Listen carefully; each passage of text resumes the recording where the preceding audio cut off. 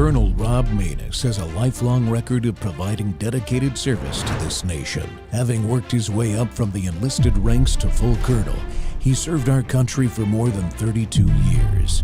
He has served as a bomber squadron commander, bomb disposal technician, Joint Chiefs of Staff Operations Officer, assisted the National Security Team with the campaign plan for the global war on terrorism. He authored the first theater nuclear war plan and served as the Vice Commander of America's largest airborne intelligence wing. Colonel Rob Maness is a true American hero.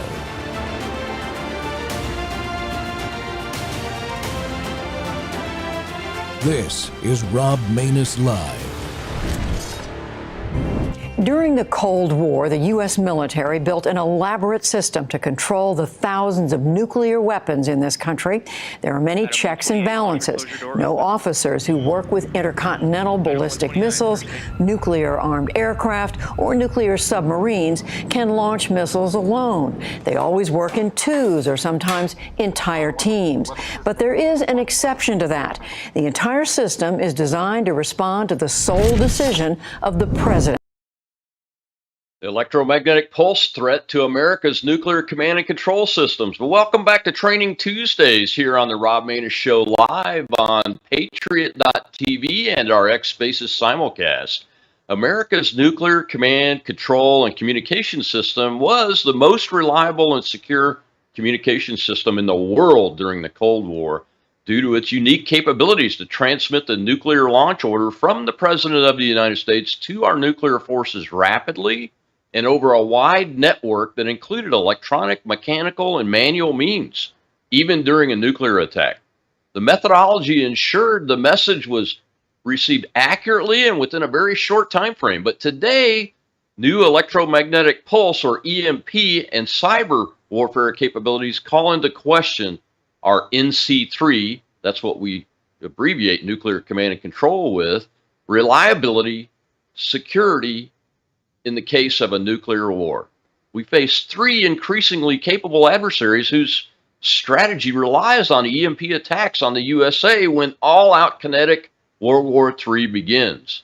China, Russia, and North Korea have all developed and fielded capabilities able to bring our electrical and communications down, likely with less than 5 minutes of warning, using what's called super EMP weapons, hypersonic nuclear weapons, and cyber weapons, effectively decapitating our defense command, enabling them to believe they might be able to win a nuclear war.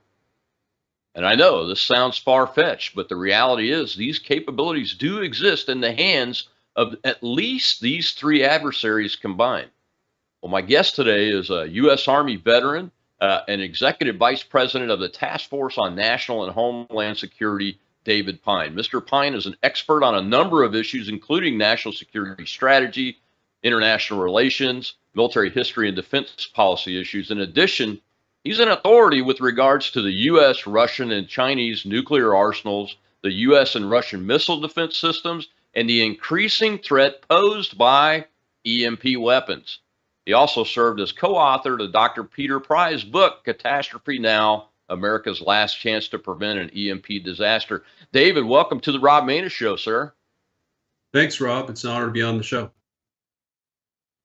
Well, we talked last week after I did a Space Nukes show, and you did another interview, and decided that we needed to talk about this EMP threat to nuclear command and control systems in the United States, because I don't think most people understand what the real threat is out there to that system these days. Even those of us that have worked in the system for decades don't quite understand it. But first, just explain for the audience, what is the current NC3 system?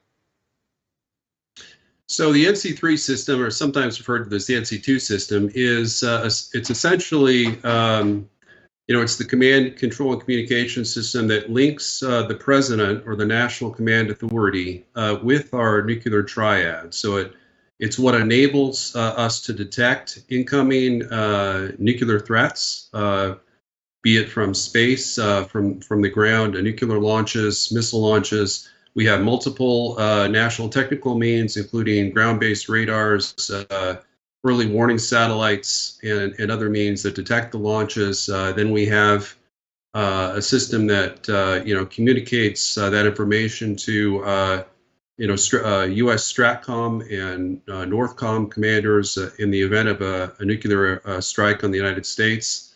And then the president, of course, in the emergency operations underground bunker in the White House, can receive that information and come up with various PSYOP options, as I know you're extremely well familiar with. But it's it's what connects the president communications-wise to all three legs of the nuclear triad. So, for the audience, PSYOP is Single Integrated Operational Plan. It's an acronym. We love our acronyms in the military and the government.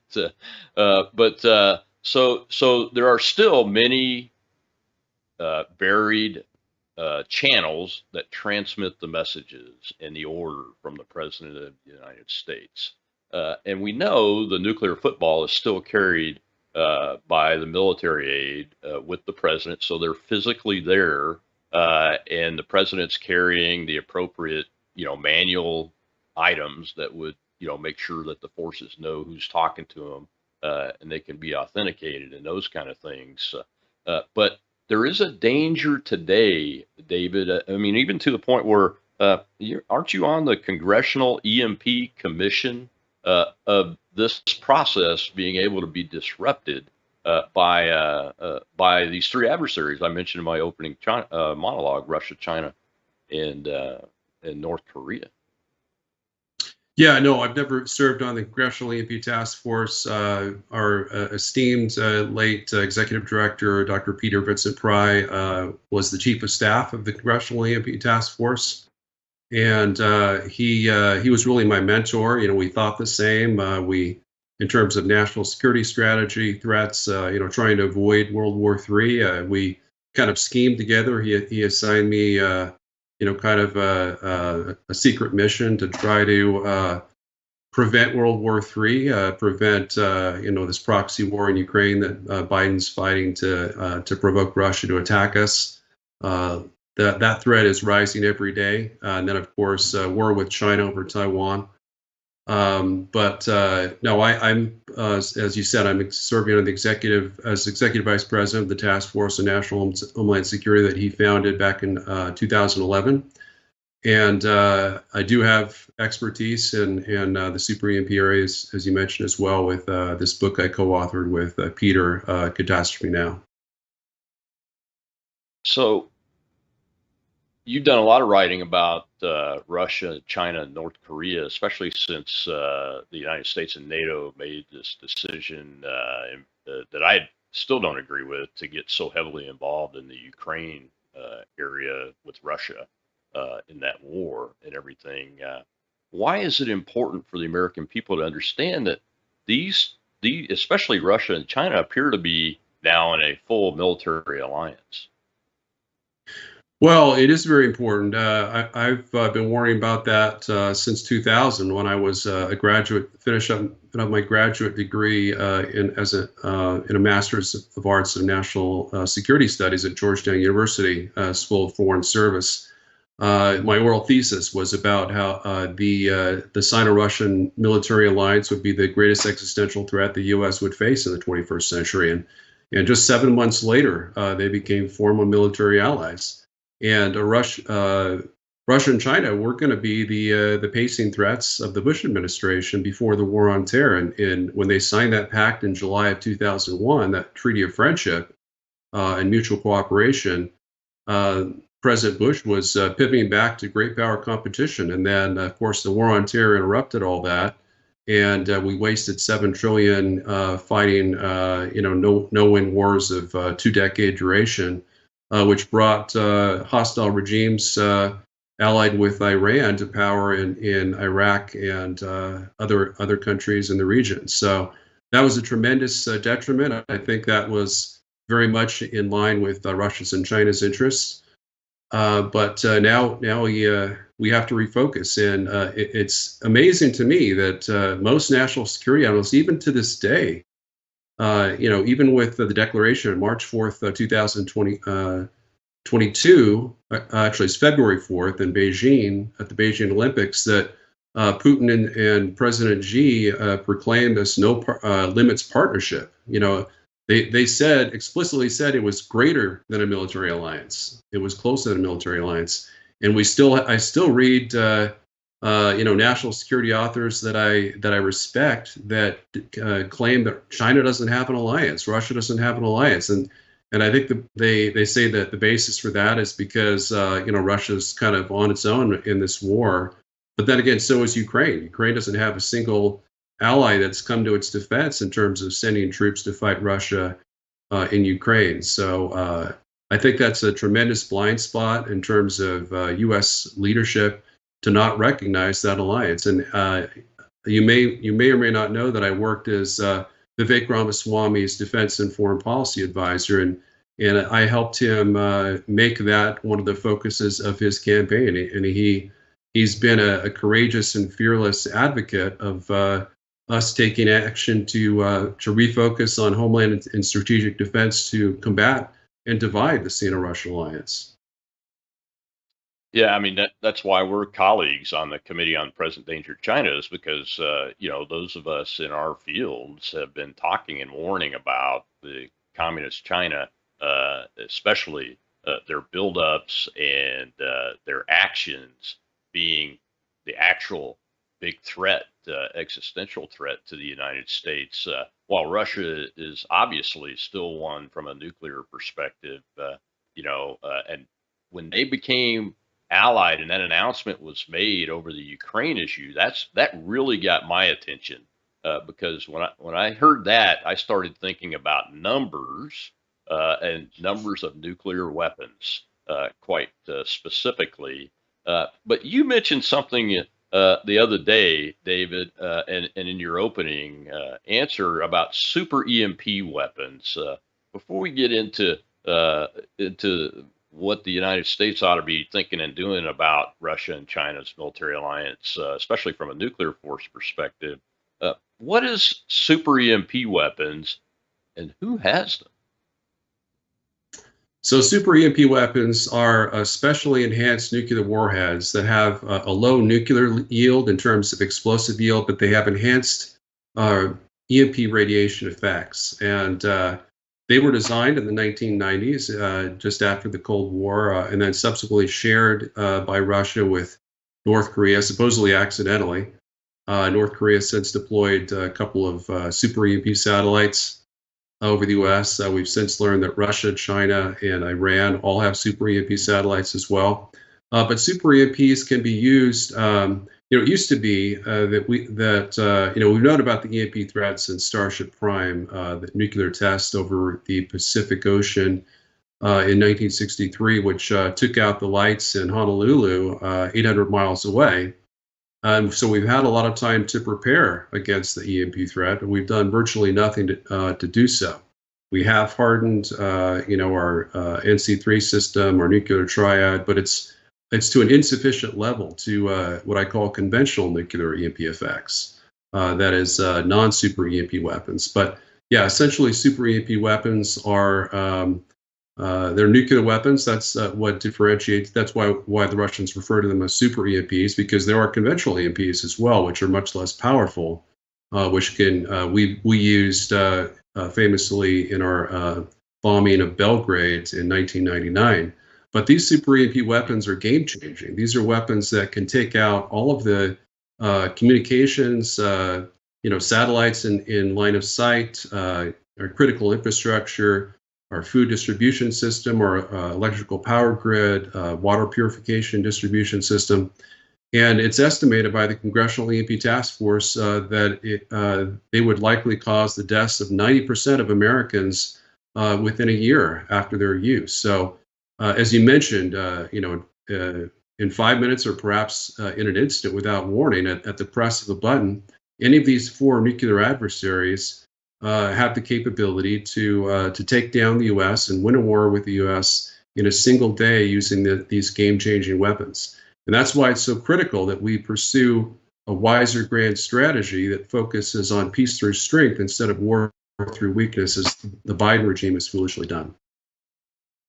Absolutely. Well, we've got to take a commercial break, David. When we come back, we'll continue this discussion. And one of the questions that I have is, we've assessed that North Korea has parked two of these super EMP satellites over the United States of America. I'd like to know how we know that and what we think their intentions are. We'll be right back on the Rob Maness Show live on Patriot.tv with David Pine.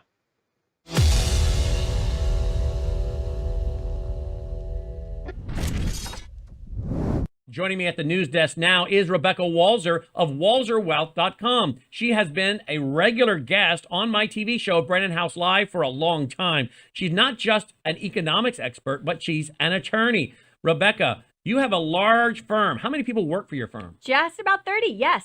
30. And yes. Tell me, how can people prepare for what's coming with the end of the dollar as we know it? The end of the fiat system as we know it globally. We are moving to hard asset-backed currencies again. Thank the Lord, because fiat is where we get into all the problems. When you have debt-based currency, you have debt-based problems. And the United States, unfortunately, since 2020 has not stopped spending at pandemic levels. This is systemic, and it is unsustainable, and it is coming to an end, especially with the addition of Saudi Arabia and the UAE to the BRICS nations. This is what controls our petrodollar. This is the threat immediately in 2024. For more information, WalzerWealth.com. WalzerWealth.com. She is not your traditional financial planner. Find out why at WalzerWealth.com. Sounds rolling. All three cameras. We're good. Ambient speed. Is there any regrets that you have in life? I should sit here and say, yeah, I got a lot of regrets. But when I look back on my life and I understand the lives that were lost, I mean, I'm sitting here with you. And I can tell my story.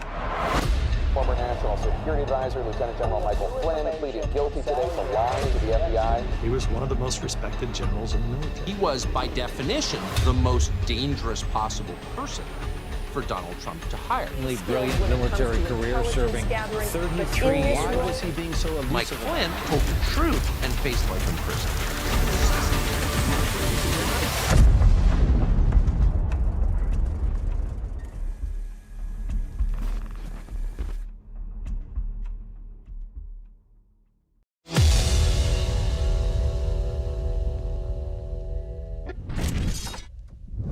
So, what are the procedures for controlling the United States nuclear weapons? Who else is in the chain of command besides the president? For that, we turn to Peter Feaver. He's the author of Guarding the Guardians, Civilian Control of Nuclear Weapons in the United States. He served on the National Security Council staff during the George W. Bush administration. He's now a professor at Duke University. Peter Feaver, welcome back to the program. Let me start by asking you, from a technical standpoint, what has to happen before the United States launches a nuclear attack on another country? Well, the president has to give a lawful order, and that order has to be authentic and be seen as authentic because it's validated by a code that he has carried with him or near his person at all times. And that order has to pass through the chain of command down to the subordinate elements where the nuclear weapons and the nuclear tipped missiles, the nuclear capable bombers, the submarines are.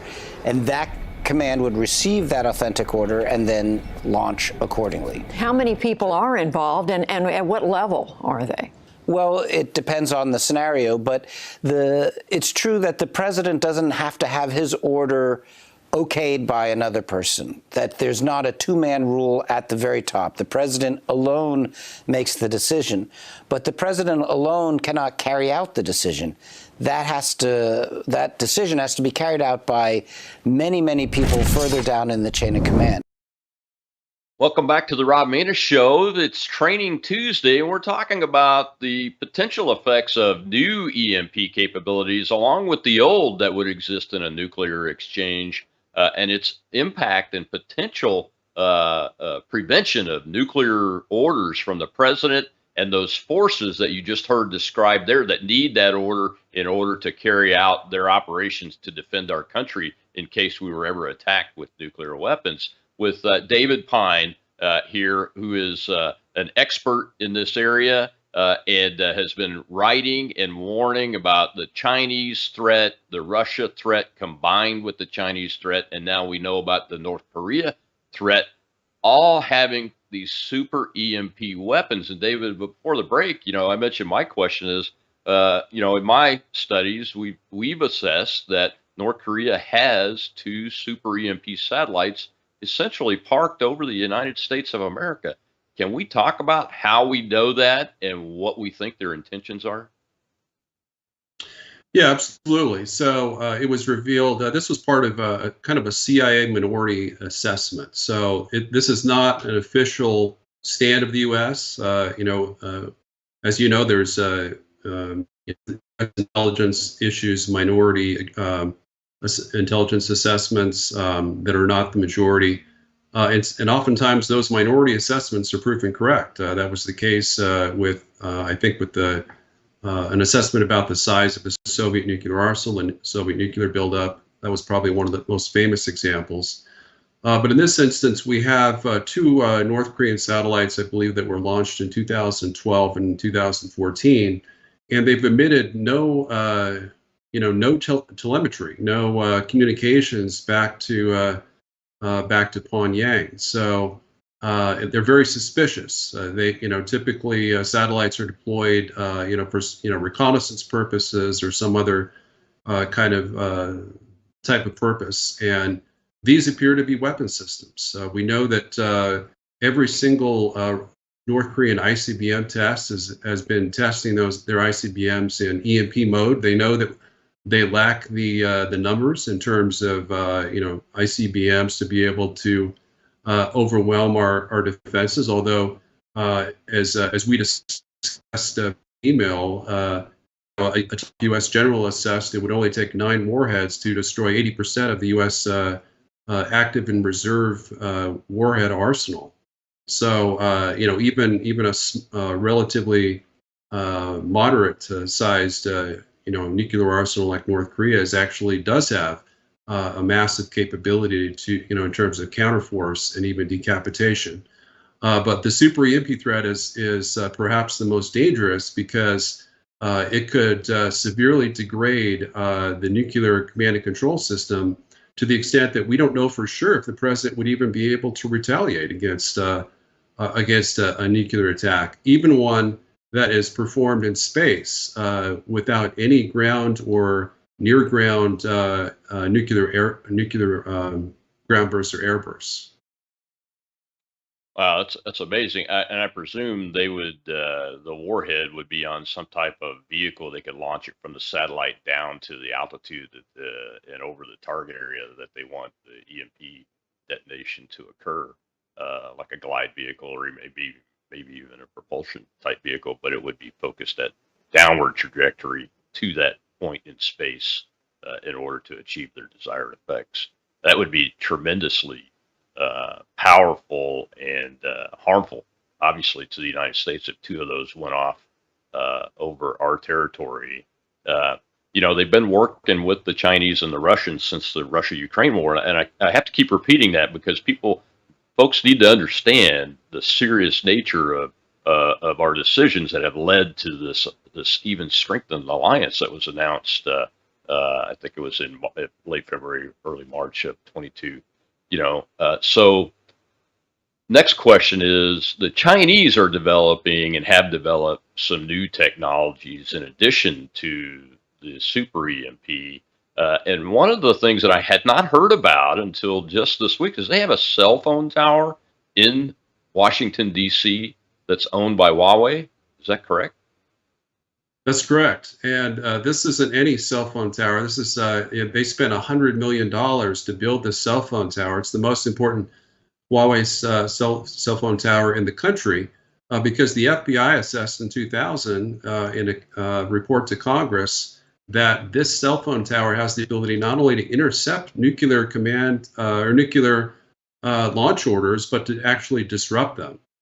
Congress, was very alarmed, of course, by this and ordered something to be done about it. But it appears nothing has been done over the last 4 years. So in the event of nuclear war, unless we were to kinetically detonate and destroy this cell phone tower, we might not even be able to have our president's nuclear launch orders transmitted to the nuclear triad if he were to give those orders from Washington, D.C. That is absolutely amazing that nothing's been done about it, and we've identified this issue. Well, David, we have a live audience that's listening over in Spaces. We have some questions over there. Go ahead, Kat. We'll take a question now for Mr. Pine. And I'm not sure who had their hand up first, but you make the selection. Webb did. Go ahead, Webb. Hi. Thank you for letting me speak. So I understand it's a no-brainer that we're talking about NC3, but are there other systems, because of their distributed nature, are as critical as NC3? I'm thinking maybe, IFF systems, things of that nature that, we lose the first strike capability or the ability to strike back nuclear wise, but like IFF system would prevent us even from defending ourselves if we're so reliant on identification friend or foe. We now have to fight without it. I would say, in my opinion, there's no system that is more critical to the defense of the United States of America than our NC3 system. I mean, that is what keeps our nuclear deterrent credible. If we lose that, we potentially lose the ability to launch at all, and then we essentially become a non-nuclear power that can be invaded or destroyed at whim by our four nuclear adversaries, which are, as Rob explained, are all allied together: Iran, Russia, China, and North Korea. So I don't think there's any system, IFF or any other system, that's even remotely as critically important as our NC3. That was a great question. Yeah, I agree with you, David. We're going to ask this question here in the next segment about the differences between my old school thinking on what the view of a nuclear exchange and nuclear war would look like between the Soviet Union and the United States. And we'll have a little video clip at the opening part of the next segment, I think, to talk about that. But how does our current nuclear arsenal compare with the combined nuclear arsenal of now China and Russia and North Korea? And we don't know for sure about the Iranians yet, but my educated guess is they probably have one or two capable on missile technology of some sort or another, at least as a harassment function of somebody if they wanted to get involved in it. But this military alliance is a much bigger deal than most folks understand, that aren't aware of the nuclear forces and capabilities, especially of what China has built recently, do they? It is the most existential threat we've ever faced in our history. During the Cold War, there was a rough balance of terror. Granted, we had, the Soviets had twice as many nuclear weapons as we did. We learned at the end of the Cold War, their throw weight was maybe, I would say, 4 times more. Today, it's much more pronounced. And we don't have a robust nuclear arsenal. We have a very minuscule arsenal, and compared to what we need to be able to deter this alliance of nuclear adversaries. Today, we have 1,515 operational nuclear warheads, of which vast majority are strategic nuclear warheads, and that includes 150 non-strategic warheads, which are obsolete B-61 gravity bombs that could be easily destroyed in a Russian theater nuclear first strike, because they're all in storage, they're it's not like a missile you can launch on warning. And of course, we don't even have launch on warning anymore. It was in 1997, as you're aware, that Clinton signed PDD 60, Presidential Decision Directive 60, which essentially transformed our nuclear posture from a launch on warning posture to what I call launch on impact, meaning that until the first nuclear impact was detected or nuclear near ground airburst, was detected on U.S. soil by at least two national technical means, including ground-based radars, our official policy is not even to launch a retaliatory strike. And as I'm sure you're aware, the first, in any strategic nuclear exchange scenario by our enemies, DC will be the first impact. So that strategy alone could prevent us from being able to respond, with a robust nuclear retaliatory strike. Yeah, it sure could. Well, we've got to take another commercial break. When we come back, we'll see what the launch on warning strike in this opening video looks like. And it's pictorially, visually, you'll see why our current strategy is just unworkable and not a good idea in this environment. We'll be right back on the Rob Maness Show on Patriot.tv Live with David Pine.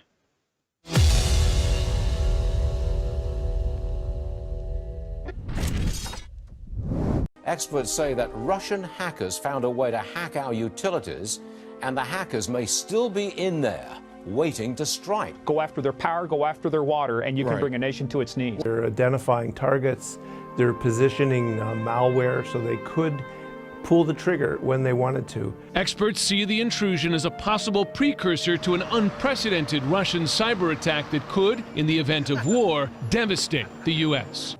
We know that China has been hacking everything they can and stealing our intellectual property. They want to take down America's economy. They want to take down our morale. They understand that if they can destroy our economy, they can destroy our future. We're at war.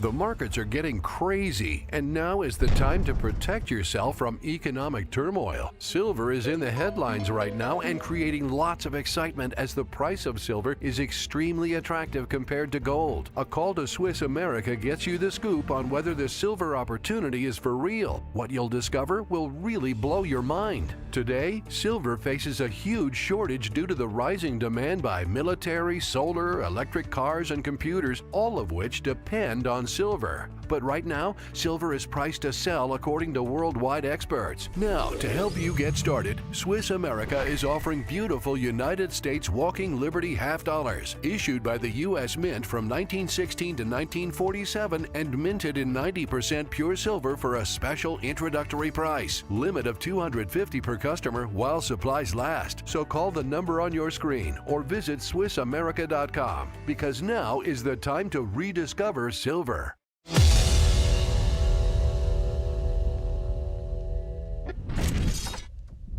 What would happen if there was a full-scale nuclear war between Russia and the United States? Based on non-classified data, the aftermath might go something like this. When one side launches nuclear missiles, the other side detects them and fires back before impact. U.S. submarine-launched ballistic missiles from west of Norway start striking Russia after about 10 minutes. And Russian ones from north of Canada start hitting the U.S. a few minutes later. The very first strikes are high-altitude EMP attacks, frying electronics and power grids by creating an electromagnetic pulse of tens of thousands of volts per meter. The next strikes target command and control, as well as nuclear launch facilities. Land-based intercontinental ballistic missiles take about half an hour to arrive. Major cities are targeted, both because they contain military facilities and to stymie the enemy's post-war recovery. Welcome back to the Rob Maness Show on Patriot.tv Live. It's Training Tuesday, and we're discussing the EMP vulnerabilities of the nation's nuclear command and control and communications system with David Pine. David, that picture, that video we just observed there is what I'm used to when I was a captain in Strategic Air Command. That's basically that launch scenario where we detect missile launches and then fire before impact is essentially what we no longer do. We were discussing that before the break. We are especially now at a launch on impact scenario, and even then, it's questionable whether we would retaliate or not. But it did describe the EMP attacks, but that's old school EMP attacks from existing nuclear warheads, high altitude bursts, those kinds of effects. But these super EMPs, they've been mated not just to satellites, but with some new weapons technology that China and Russia have perfected, haven't they? And they could get down to less than 5 minutes warning with those kind of weapons, right? The hypersonics. Yeah, and let me first mention that I've assessed that Russia and China alone likely have 4.5 times more strategic nuclear warheads operational than we do.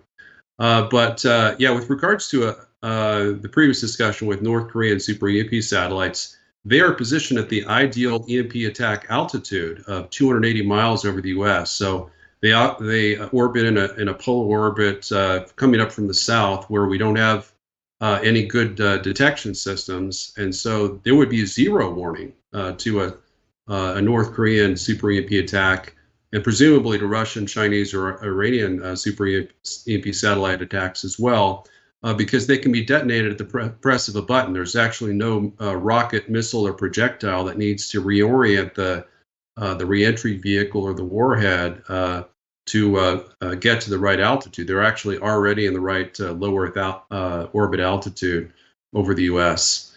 So that is a critical danger. I compare it to having a gun pointed at our head. We would go to war with Russia or China with a gun pointed to our head, and then we'd have to trust them not to use the gun to shoot us in the head as we start the war. So we have all these very optimistic folks, neoconservatives, I call them, that like to talk about how we could defeat Russia and China in war, and because our nuclear deterrent is sufficiently robust, they wouldn't attack us. We know that's simply not true. Russia and China both believe, especially Russia, for many years since the 1960s, have always believed that nuclear wars can be fought and won by the side that best prepares for them. And they've got both Russia and China have underground nuclear bunkers that would protect their leadership and ensure their leadership survival. They're 2,500 to 3,000 feet underground. And we have nothing to compare. We have no defense against super EMP attack whatsoever. We haven't spent a dime to harden the grid. That's a sad testament on our efforts. We've been trying to get an EMP grid hardening bill passed in Congress, since our inception over a dozen years ago, with no success. President Trump is the only one who's done anything to try to defend the U.S. against the EMP attack, but he simply didn't have the funding authority that we need, that only Congress can provide, absent a presidential declaration of emergency, as he did with the border wall. So we have high hopes that President Trump will be reelected president, and he will realize the critical importance of using his emergency authority to get this done. But it would take 2 to 5 years to harden the grid against the EMP attack. Yeah, I worked for 2 years in the utility operations industry after I left the Air Force, and I heard a lot of talk about hardening the grid for EMP, but I never really saw any action. And it really all came down to funding and support from the national level. It's one of the reasons why I agreed to join the Committee on Present Danger China, because of this particular issue. So if they decapitate us, how can our messages not get to, like, our submarines? I mean, they're really our ace in the hole, so to speak. Our nuclear capable boomer submarines is what we call them as a nickname. With those ICBMs or SLBMs, they're still intercontinental missiles. Basically, veiled by the ocean and the technology we built into our submarines, where they're almost undetectable. If we can't get the message to them, and it's my memory that it's one of the most reliable communication systems that we've built in the NC3, how are they able to break that chain? Well, they're not. Unfortunately, I think it was President Clinton that took away nuclear launch authority from our nuclear submarine skippers. The captains no longer have that capability to override. They can only launch on authority from the President of the United States. If we lose our communications, or if DC goes dark, there's nothing they can do. They can't launch at all.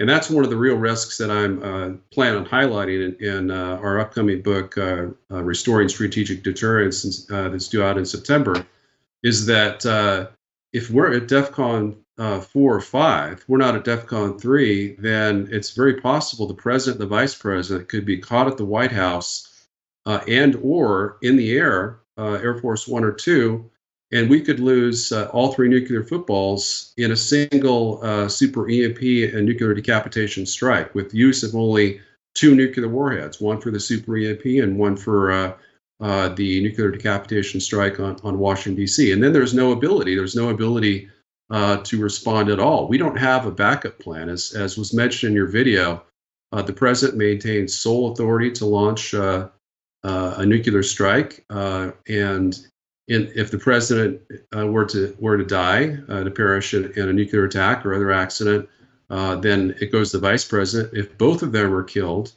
and they lose, so each one of them has a nuclear football that follows them around wherever they go. And then there's also one at the White House. But that's it. There's no, unlike Russia and China, there's no underground nuclear command center that we have. The closest we had was of course in I think in Cheyenne, STRATCOM, what used to be STRATCOM headquarters, U.S. Strategic Command, and we simply don't have that anymore. We're not prepared to fight and win a nuclear war, and unfortunately, it was Clinton's presidential decision directive, which essentially stated that the U.S. nuclear posture no longer needs to be set up to do so. So we have, Russia and China have every reason to believe they can fight and win a nuclear war against us, and I concur with their assessment. Well, based on what I've seen, especially coming out of China, I mean, they've built underground mobile ICBM launch capabilities. Think about that, folks. And you see it as recently as 72 hours ago, video over in Russia of these massive ICBMs on mobile launchers that are rolling around the country to keep our targeteers guessing. But I do have a question for you. Are our under PDD 60, I think it was, wasn't it? Was it 60 or 67? I can't remember the number, but 60? Yeah.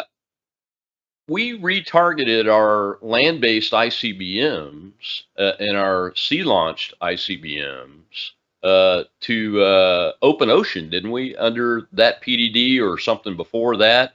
And are they still in that capacity? Because that makes it even worse. If we could suffer a 5-minute notice or worse in the North Korea satellite case, a 0 notice decapitation strike using these super EMP weapons, can they even retarget those missiles, and how long does it take? The answer to the question is yes, that all of our intercontinental ballistic missiles are still targeted at empty oceans. It would take 5 to 7 minutes for our ICBMs to retarget. Following a presidential launch order, it would take 15 minutes for our SLBMs to retarget. So that figures in as well. So the president could, he might give a launch order, but it's going to take 5 to 7 minutes for the ICBMs to launch and get in the air, and 15 minutes for SLBMs. As you mentioned, our boomers are in some ways the most survivable of our nuclear triad, although ICBMs arguably are very survivable as well. But they're vulnerable to these types of attacks potentially. Again, we should not have our nuclear weapons targeted at empty oceans. We've never had an accidental launch situation. And I know that's kind of the justification that Clinton gave at the time. is the greatest fear was of an accidental nuclear launch. You know, we have a president who's provoking World War III, simultaneous wars, with direct wars with Russia and China. So it's going to be a deliberate, situation if we don't use, prudent diplomacy to get us out of this precarious, situation we have right now.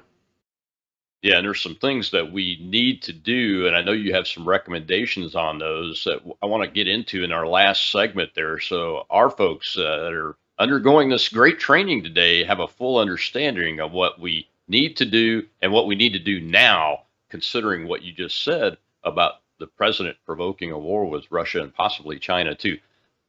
I'm Rob Maness on Patriot.tv Live. We're talking with David Pine today about EMP vulnerabilities in our nuclear command and control system, and how ready are we to deter a nuclear exchange between Russia and China and the United States.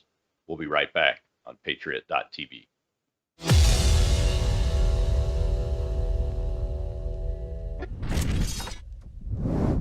Hi neighbor, Pat Boone here.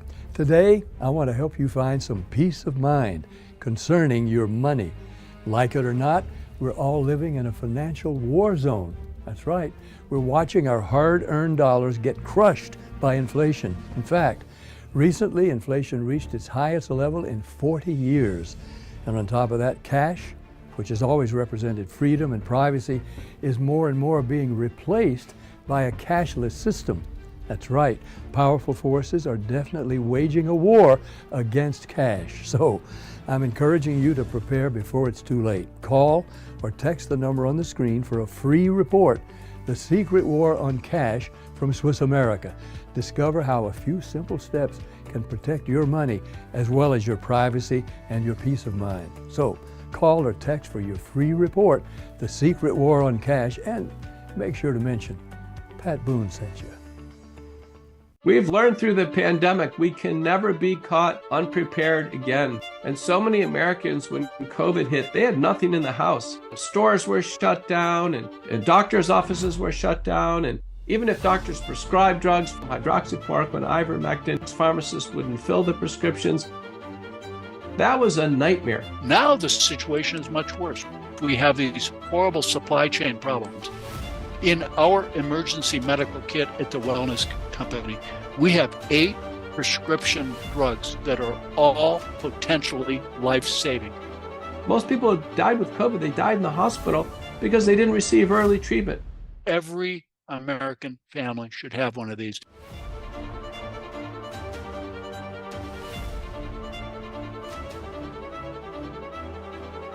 I can tell you the Wellness Company kit is the answer.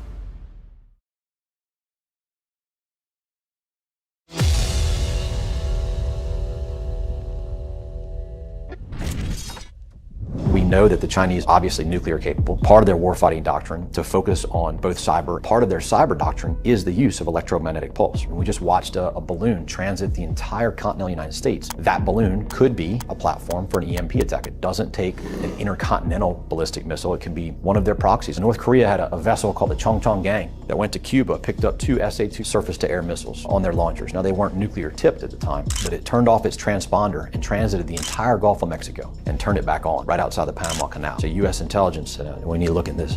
What did they find? They trapped it in the Panama Canal. They found these 2 missiles buried underneath tons of sugar. That could have been a trial run by a proxy of communist China. I'm getting reports of actually very significant numbers of military-age Chinese nationals coming through the southern border, through the Darien Gap. That's exactly right. The reality is that China has identified this vector of attack as one that could be effective in doing exactly what Sun Tzu said, subduing an enemy without fighting.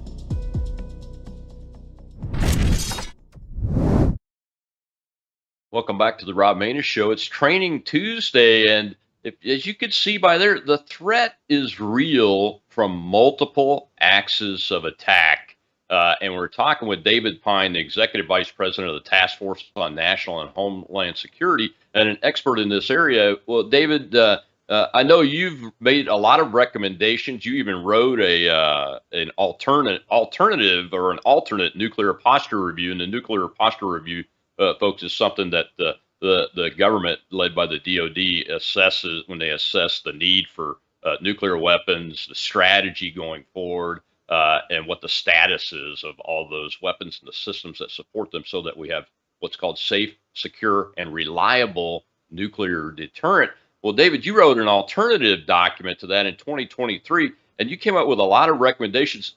Most of them are, well, not most, but a lot of them are very, very long term. But considering what we talked about before with this president driving us potentially towards World War III, what are the short term things that we need to do as soon as possible that we can do in order to reestablish an appropriate deterrent like we had at the end of the Cold War? Because that's really what we need under this situation.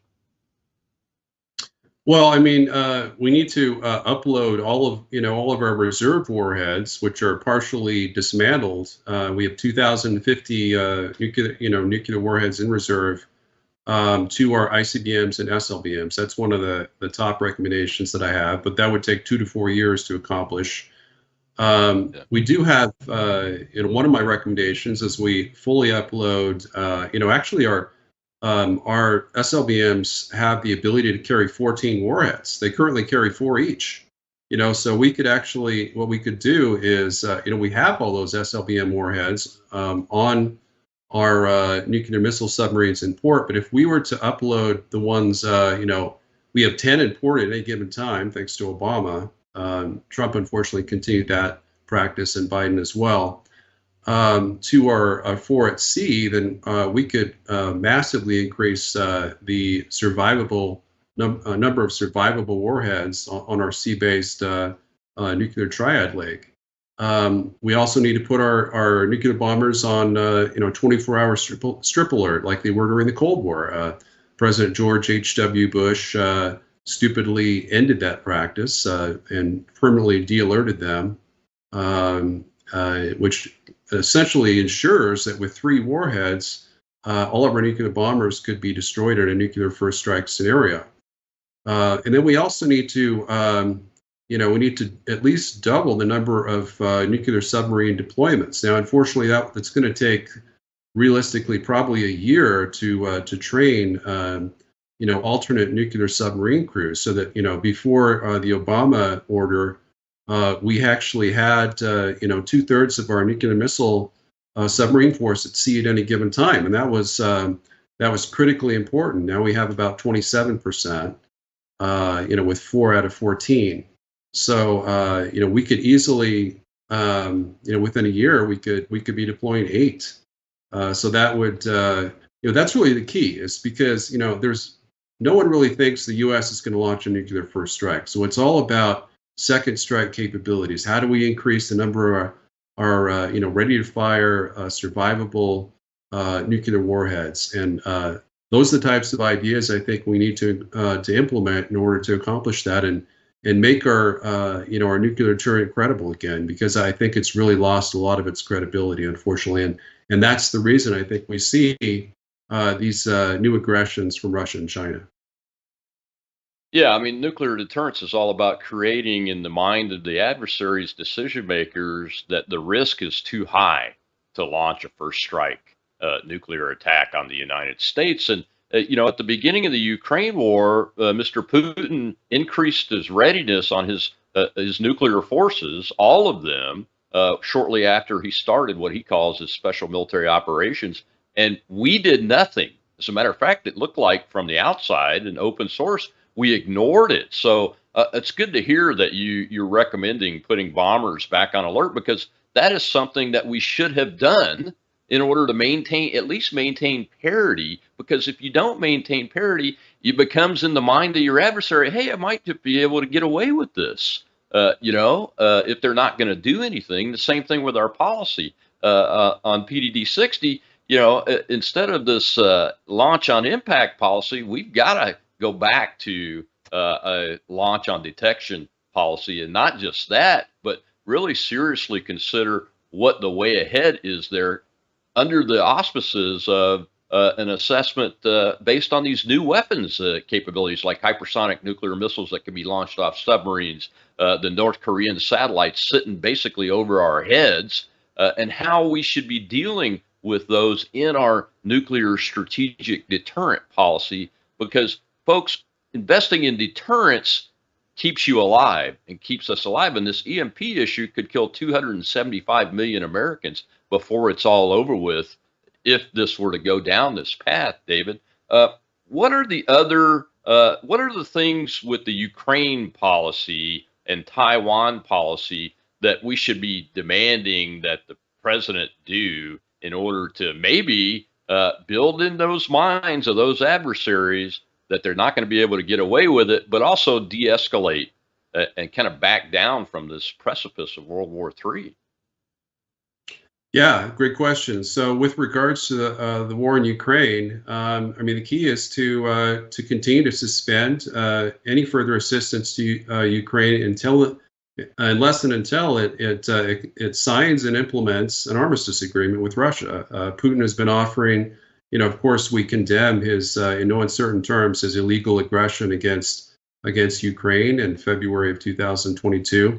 However, the day after he invaded, he published terms for how Ukraine could get all Russian troops to withdraw, except for the Donbass region, which constitutes 6.4% of Ukraine's internationally recognized territory.